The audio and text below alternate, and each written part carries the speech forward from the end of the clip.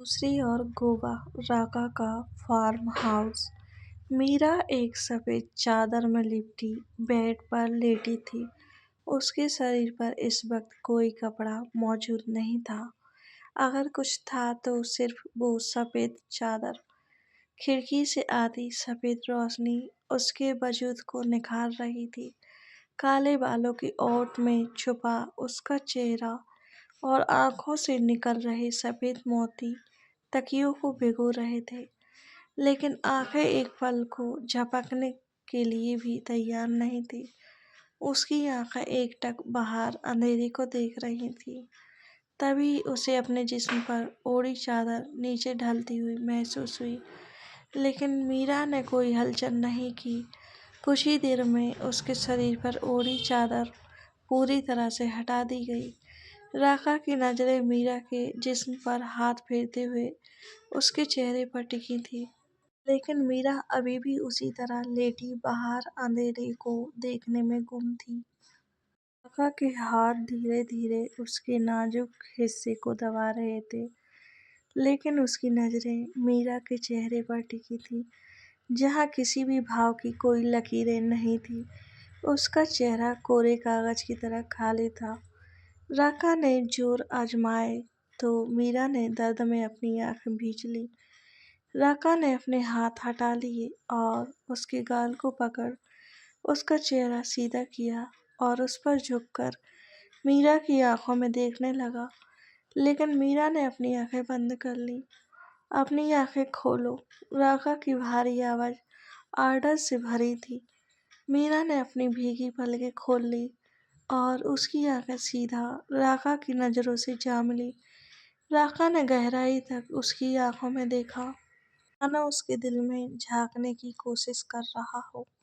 लेकिन उसके लिए शायद मीरा के दिल का हर एक कोना हजार तालों से बंद था। क्या चाहती हो? मीरा की आंखें उम्मीद से एक पल को चमक उठी, जो राका से बच नहीं सकी। मुझे घर जाना है। राका की मुट्ठियां कस गई। उसने अपने होठों पर टेढ़ी मुस्कान जमाई और बोला, मुझे खुश करो और जहाँ जाना है वहाँ जाओ। मुझे क्या क्या करना होगा? मीरा की लड़खड़ाती आवाज और आंखों में मासूमियत भरी थी। राका ने उसके चेहरे को गौर से देखा और अपना चेहरा उसकी गर्दन में धंसा मुस्कुरा दिया। कुछ पल बाद राका उसके ऊपर से हट गया और बोला, चली जाओ यहाँ से।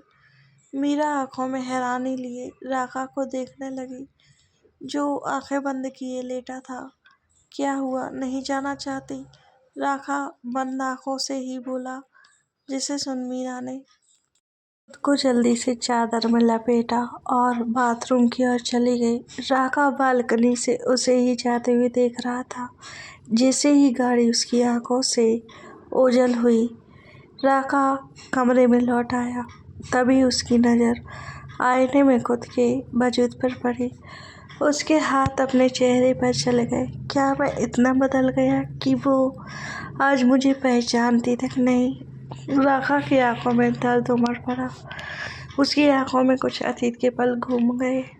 एक छोटी सी लड़की अपनी दो लंबी लंबी चोटियों के साथ खेलते हुए एक लड़के के पास आई, जो उससे कुछ 1-2 साल बड़ा था। काजू, तुम आज स्कूल क्यों नहीं आए? मैंने तुम्हारा कितना वेट किया। तुम्हें पता है, आज मैं टिफिन में मूंग दाल का हलवा लाई थी।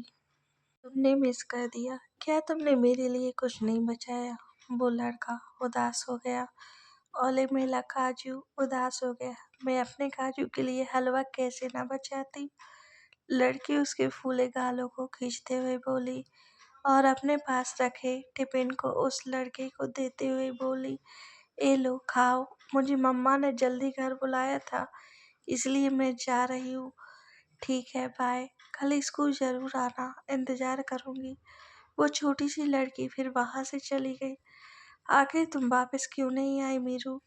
तुम्हारे काजू ने कितना इंतजार किया तुम्हारा, और जब इतने सालों बाद मिली भी तो किसी और की मोहब्बत बनकर मेरे इंतजार का।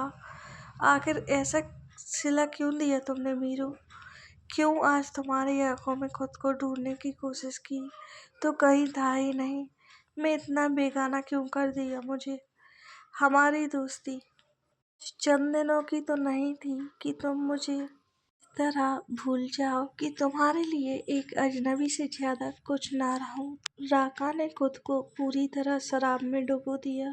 शराब के नशे में वो इस तरह डूबा था कि उसे जमाने का कोई होश ही नहीं था।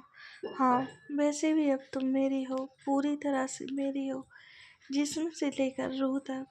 अगर उसे होश भी आ जाएगा तो कौन सा तुम्हें अपनाएगा? राखा की पकड़ धीरे धीरे गिलास पर कस गई। अगर फिर भी उसने तुम्हें मुझसे छीनने की कोशिश की तो जान से मार दूंगा उसे। राखा की आंखों में इस वक्त जुनून, गुस्सा और कुछ पाने की जिद भरी थी। दूसरी ओर सक्सेना मैंसन, प्रिया का विला। रात के तकरीबन 2:45 बजे के करीब सक्सेना मैंसन गेट के पार करते हुए एक वैन गार्डन एरिया में रुकी।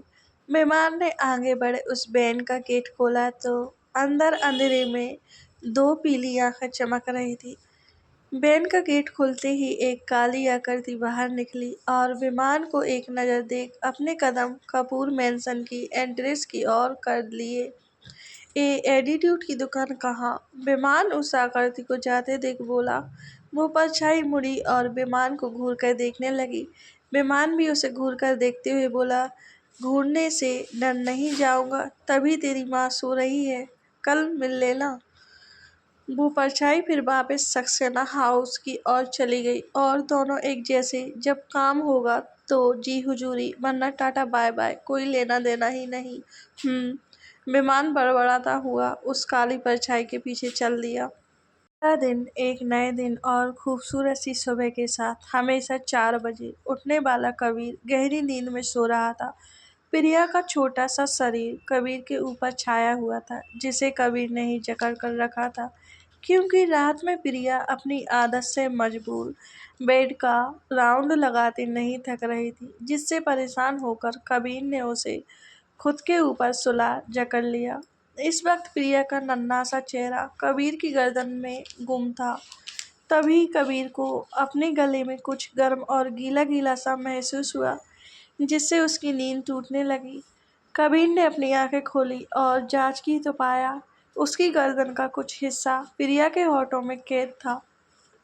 कबीर का शरीर अकड़ सा गया। उसके कानों में प्रिया की नींद भारी आवाज पड़ी, रस रसगुल्ला, मेरा रसगुल्ला। प्रिया नींद में ही कबीर की गर्दन को एक खरगोश से दांतों से कुतर रही थी, लेकिन प्रिया की यह हरकत कबीर की नींद पूरी तरह से उड़ा गई।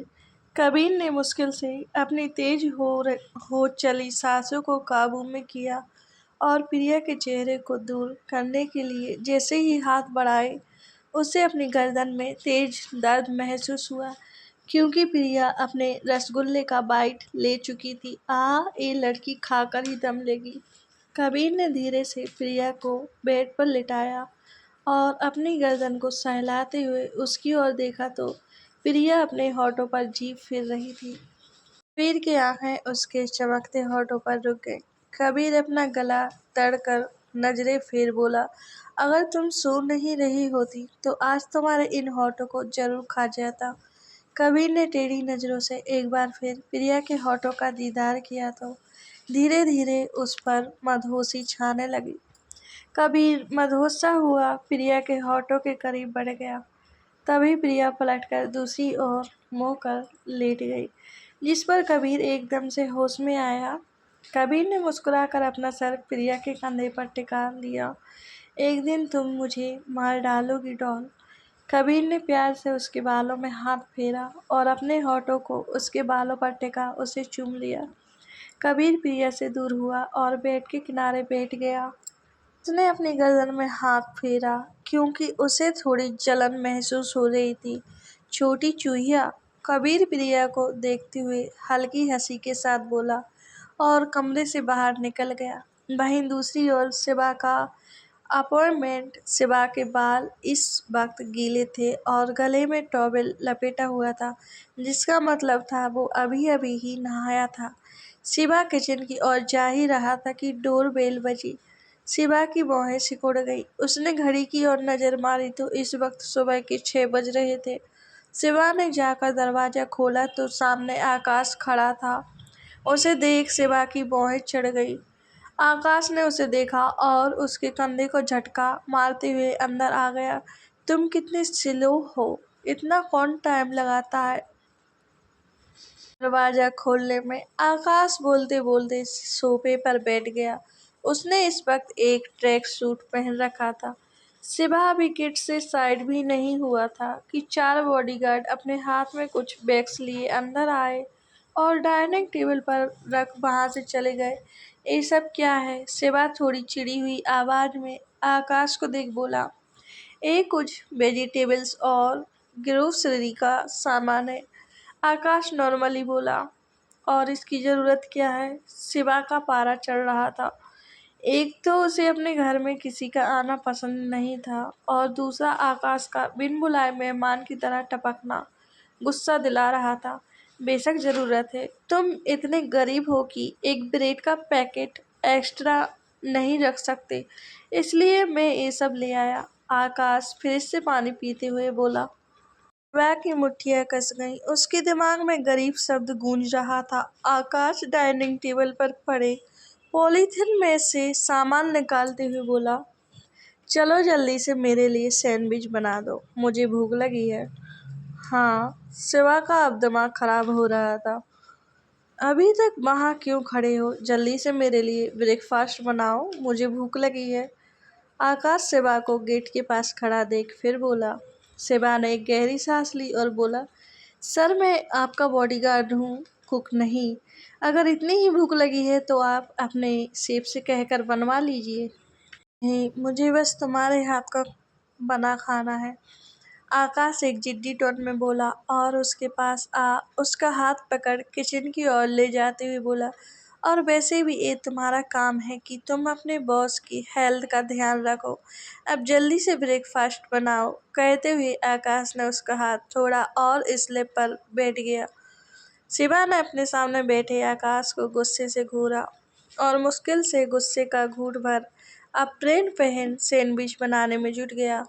आकाश शिवा के पास खड़ा हो गया और उसे गौर से काम करते हुए देखने लगा। शिवा ने उसकी ओर देखा और चिढ़कर बोला, आप बाहर वेट करिए, मैं सैंडविच बाहर ही ले आऊंगा। नहीं, मुझे तुम्हें सैंडविच बनाते हुए देखना है। आकाश सपाट लहजे में बोला। वह फिर कुछ नहीं बोला और अपने दांत किटकिटा प्याज का मर्डर करने लगा। ओ तो प्याज को ऐसे काटना चाहिए। मेरे घर के शेफ ना समझे, उन्हें इस तरह काटना तक नहीं आता। आकाश सीरियस हो बोला। शिवा ने प्याज पर ध्यान दिया तो उसने लगभग उसका पोस्टमार्टम ही कर दिया था। शिवा ने झिपते हुए आकाश की ओर देखा जो उसके हाथों की ओर नजरें गड़ाए खड़ा था। शिवा ने एक हल्की खांसी ली और बाकी का काम शांत दिमाग से करने लगा। आकाश की नज़र शिवा के गले में लपेटे टॉवल पर गई और फिर उसके बालों को देखा तो सूख चुके थे। आकाश ने उसके गले से टॉवल हटा लिया। क्या तुम्हें इससे पसीना नहीं हो रहा? हाँ ने एक नज़र उसे देखा पर कुछ नहीं कहा। तभी पीछे से एक लड़की की आवाज़ आई।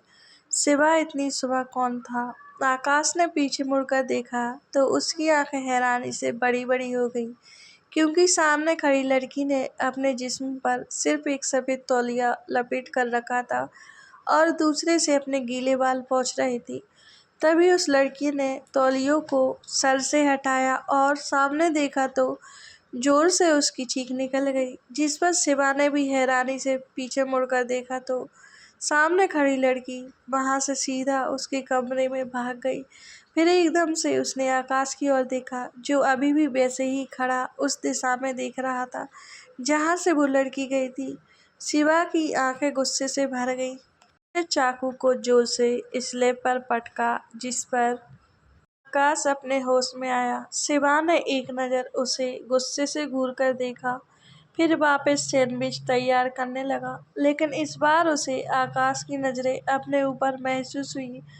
क्या यही तुम्हारी गर्लफ्रेंड है? आकाश उसके चेहरे को घूरते हुए बोला। दोस्त, शिवा ने अपने कहे शब्द पर जोर दिया। देखकर लगता तो नहीं, आकाश की आवाज में टोंट था। शिवा ने उसे देखने की जहमत नहीं उठाई। शिवा ने जब तक सैंडविच नहीं बना लिया, आकाश उसे स्कैनर की तरह ऊपर से नीचे तक घूरने लगा।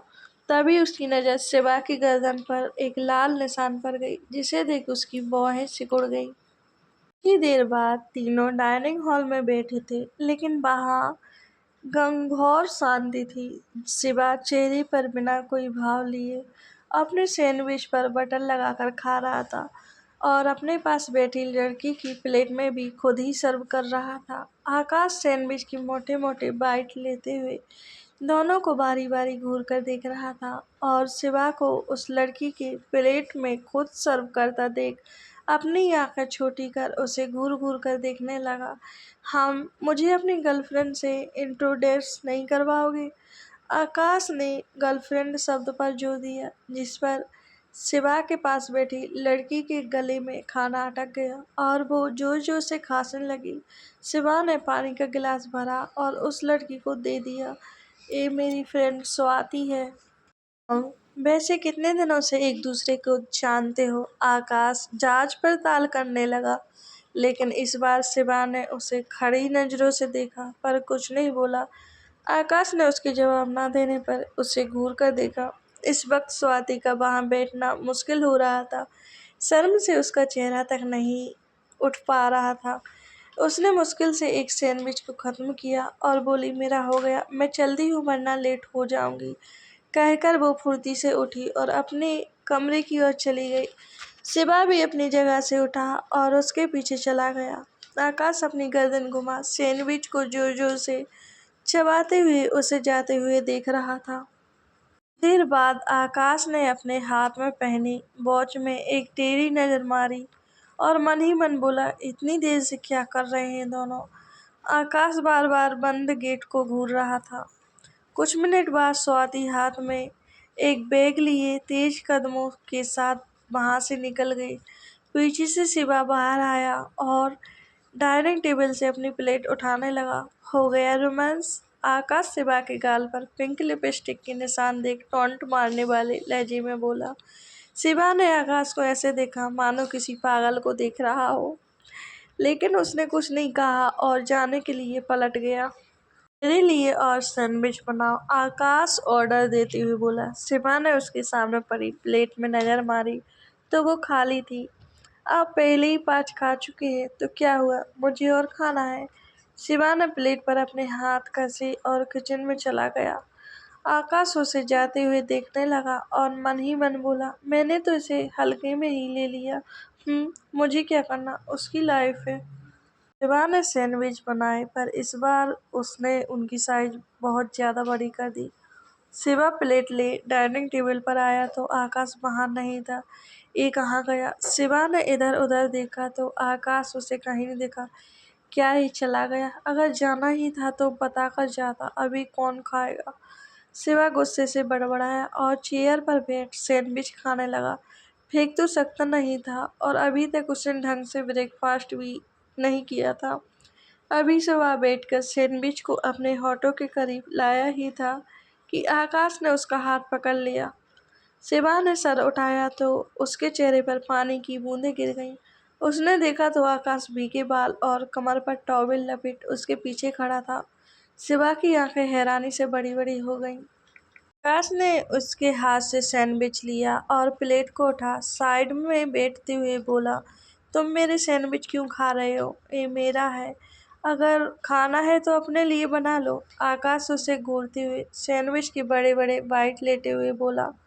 शिवा ने उसे ऊपर से नीचे तक देखा तो उसकी आंखें गुस्से से भर गईं। उसने जबरदस्ती बाहर आ रहे शब्दों को गले में ही जकड़ा और खुद के गुस्से को मुश्किल से काबू करता हुआ उठा। कहाँ जा रहे हो? मुझे तुमसे बात करनी है, आकाश उसे टोकते हुए बोला। शिवा उसकी बात सुन वापस बैठ गया। आकाश निवाला निगला और बोला, हमें 2 दिन बाद आउट ऑफ कंट्री निकलना है, वापस आने में शायद 1-2 हफ्ते लग जाए। पूरा सफर बाय सी रूट होगा। शिवा उसकी बात सुन कुछ देर शांत रहा, फिर बोला, मुझे कुछ मसले सुलझाने हैं, 2 दिन बाद आप मुझे टाइम बता दीजिएगा। क्या मतलब है? इन 2 दिनों में तुम मेरे साथ नहीं रहोगे? आकाश उसकी बात सुन अनसेटिस्फाइड था। हाँ, मुझे ज़रूरी काम है। अगर वापस आने में इतना वक़्त ना लगता, तो ये ज़रूरी नहीं था। शिवा अपने उसी भावहीन लहजे में बोला, अच्छा हो तो इसी आकाश कैज़ुअली बोला, नहीं, मैं आउट ऑफ स्टेशन रहूँगा। क्या? तो फिर मुझे ब्रेकफ़ास्ट कौन बना के देगा? आकाश एकदम से बोला, जिस पर शिवा ने उसे अजीब तरह से देखा। क्या आपके घर में नौकरों की कमी है? मैं पहले ही कह चुका हूँ, मैं आपका बॉडीगार्ड हूँ, कुक नहीं। आखिर के शब्दों पर उसने जोर देकर कहा, तो क्या हुआ? मुझे दूसरे के हाथ का सैंडविच सूट नहीं होता। शिवा कुछ पल मौन रह गया, फिर अपनी जगह से उठते हुए बोला, ये मेरा मसला नहीं है। ये भला क्या बात हुई? तुम मेरे बॉडीगार्ड हो, आखिर तुम्हें मेरा ध्यान रखना चाहिए। लेकिन शिवा ने इस बार उसे अनसुना कर दिया। आकाश अपनी जगह से उठा और उसके सामने आ कुछ बोल ही रहा था कि उसकी टॉवेल गिर गया। शिवा की नज़र नीचे गई तो उसी पल अपनी आंखें कसकर बंद कर ली। आकाश ने उसके रिएक्शन को देखा और नॉर्मली अपना टॉवेल उठा वापस कमर पर बांधते हुए बोला, तुम तो ऐसे शर्मा रहे हो जैसे लड़की हो। आखिर तुम्हारा और मेरा सेम सेम ही है, इसमें क्या शर्माना। शिवा वहां से सीधा किचन में चला गया, क्योंकि उसका उस बदतमीज और बेशर्म इंसान के पास एक पल भी ठहरना मुश्किल हो गया था। आकाश ने उसे इस तरह स्पीड में जाते देखा तो बोला, अजीब है, पर अब मैं क्या करूँगा? 2 दिन मुझे सैंडविच कौन बना के देगा? आकाश की सुई सैंडविच पर ही अटकी हुई थी। कोई नहीं, अभी का तो खाऊं। आकाश वापस अपना सैंडविच खाने में व्यस्त हो गया। इधर शिवा का चेहरा टमाटर की तरह लाल पड़ा हुआ था। शर्म से उसके दिल की धड़कनें भी बढ़ गई थी। उसने जोर से अपना सर झटका और किचन का सामान समेटने लगा। आखिर ये बदतमीज इंसान यहाँ से कब दफा होगा? वह आकाश को इधर-उधर टहलते, फोन पर बात करते देख चिढ़कर बोला। शिवा अपने कमरे में गया और कपड़े बदल अपने कंधे पर एक मिनी बैग डाला और आकाश के फोन रखने का वेट करने लगा।